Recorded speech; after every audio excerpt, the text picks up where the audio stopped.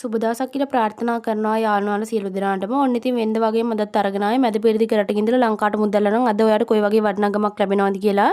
ඉතින් වෙනද වගේම අද දවසේ කරන කින සෑම වැඩක්ම වගේ සාර්ථක වෙන්න කියලා මම හදවතින්ම ප්‍රාර්ථනා කරනවා. good morning ඔයාලා සියලු දෙනාටම. ඉතින් අද 2025 10 වෙනි මාසේ 1 වෙනිදා. ඉතින් අපි වැඩි විස්තර වීඩියෝ එකට ගිහින් කතා කරමු.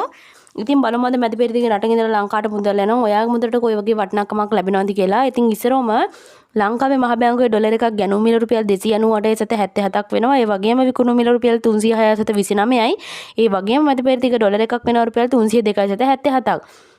ඒ වගේම BFC එක්ස්චේන්ජ් එකේ බහරේන් දිනාර එකක් රුපියල් 800.45ක් වෙනවා. ඒ වගේම අල්ලන්සාරි එක්ස්චේන්ජ් එකේ ඩුබායි දිරාම් එකක් රුපියල් 82යි. ඒ වගේම SNB එක්ස්චේන්ජ් එකේ සෞදි රියාල් එකක් රුපියල් 80.73යි. ඒ වගේම UAE එක්ස්චේන්ජ් එකේ ජෝර්දාන් දිනාර එකක් රුපියල් 427ක් වෙනවා. ඒ වගේම මොඩර්න් එක්ස්චේන්ජ් එකේ ඕමාන් රියාල් එකක් රුපියල් 785.45ක් වෙනවා. ඒ වගේම අයිසමාන් එක්ස්චේන්ජ් එකේ කටාර් රියාල් එකක් රුපියල් 83.16යි.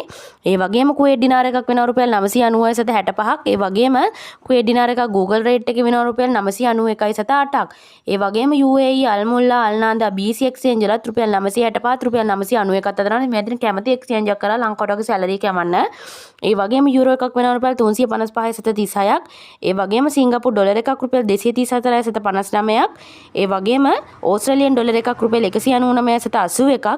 ඒ වගේම මලයාසියන් රින්ගිට් එකක් වෙනවා රුපියල් 71.75ක්. ඒ වගේම ඊශ්‍රායල් සේකර එකක් කරන රුපියල් 91.63ක්. ඉතින් අපි බලමු මැද පෙරදිග රටවල් පහක රත්තරන් මිල කොයි වගේද කියලා.